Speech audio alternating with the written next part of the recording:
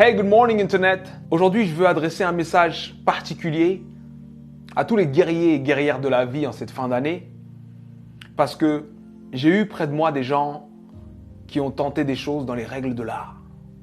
J'ai moi-même plusieurs fois dans ma vie tenté des choses dans les règles de l'art, c'est-à-dire la motivation y était, la planification y était, la foi y était, tout y était et ça n'a pas marché. Et ça arrive. Des fois, ça arrive même que tu sais que ça va marcher, tu fais tout pour que ça marche, mais d'autres choses que tu croyais là s'effondrent. Des imprévus de la vie arrivent en angle mort et boum! Des choses qu'on peut appeler catastrophiques. Et là, tu te poses la question, mais pourquoi moi? Pourquoi c'est aussi dur pour moi? Pourquoi ça m'arrive à moi? Si tu es de ceux qui se posent cette question, il faut que je te raconte l'histoire d'un homme. Cet homme est né en 1809. En 1816, à 7 ans, forcé à travailler parce qu'on est en train d'expulser sa famille. En 1818, il perd sa mère. En 1828, il perd sa sœur. En 1831, il lance son premier business et il fait faillite. En 1832, il se présente aux élections législatives. Il perd. En 1833, il emprunte de nouveau de l'argent pour créer un business qu'il lance et qui fait faillite encore. En 1835, il rencontre une femme merveilleuse, il tombe amoureux d'elle, il se fiance et elle meurt. En 1836, il rentre dans une période sombre de sa vie, il rentre dans une dépression profonde. Et il reste alité pendant 6 mois consécutifs. Mais il se relève. Il se relève et cette même année, 1836, il se représente aux élections législatives et il perd de nouveau. En 1840, il se présente pour être électeur. Il perd. Et en 1842, il rencontre la femme avec qui il va finir sa vie, sa femme. Il tombe amoureux, il se fiance, il se marie et elle lui donne 4 enfants. Et il en perd 3.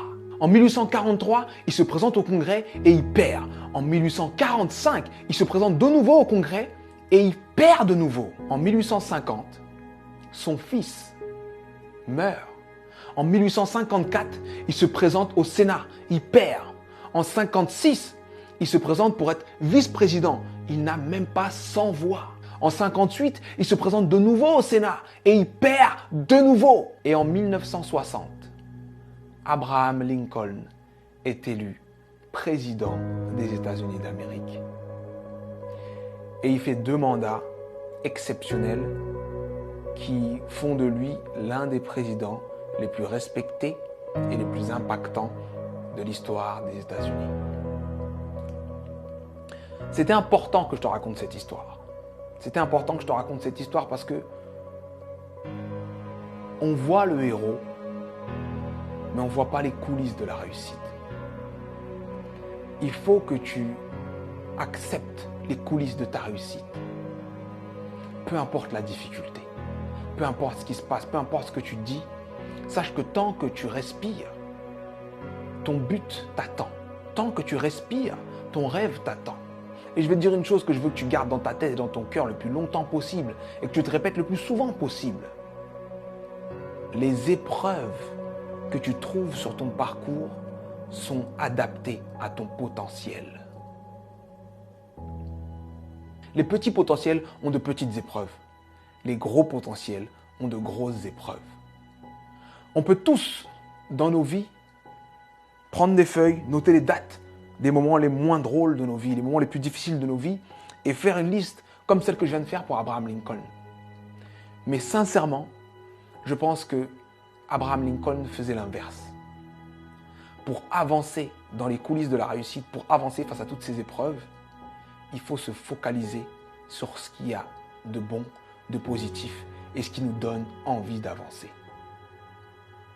Donc, je sais que ça peut être dur d'être au cœur de la tourmente, ça peut être dur de perdre des gens, de faire face à l'échec encore et encore et encore.